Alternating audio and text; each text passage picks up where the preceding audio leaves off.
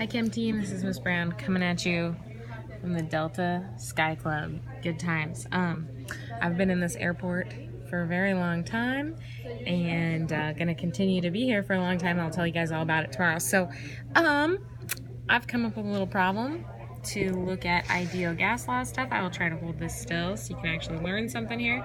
Okay, so here's what we're doing. If you have 5.6 grams of O2 at 2.5 atmospheres and 25 degrees Celsius, what is the volume of the gas? Okay, so when you're looking at these problems, I'm hoping that you're trying to pick out exactly what what I'm giving you and what you're solving for, and see if you have an equation that involves those things. What you're solving for, the volume.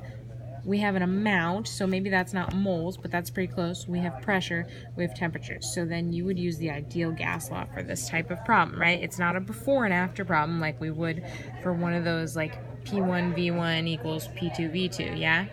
Okay, so here's what I've done. If you struggle, if your work is maybe a little bit messy, you might want to try outlining it like I've done here.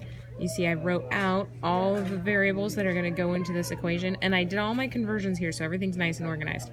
So all of these units, remember, have to be based on the units in your ideal gas law, or your gas constant, excuse me, or they won't work out correctly. So we need to have pressure in liters, we need to have pressure in atmospheres, volume in liters, amount of stuff in moles, and then our temperature in Kelvin. So let's see how close we are on that.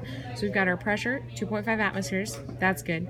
We're solving for volume, so that doesn't matter. We know the volume is going to come out in liters. We have our temperature in Celsius. So we're going to need to get that into Kelvin. That's pretty easy. And I know if you're doing the 0.15, you can continue to do that, but you probably don't need to, just in terms of the number of sig figs for this problem. We have our gas constant that's always the same.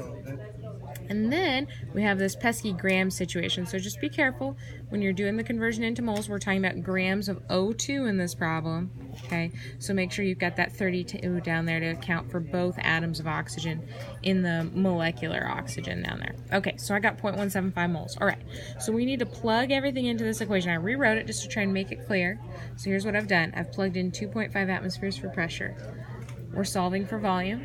0.175 moles right there for N. Brought in my gas constant, and I've got 298 K there. Now, please don't let these units freak you out. They're just going to cancel out, okay? They mean nothing for the math. Just treat this like a number, all right?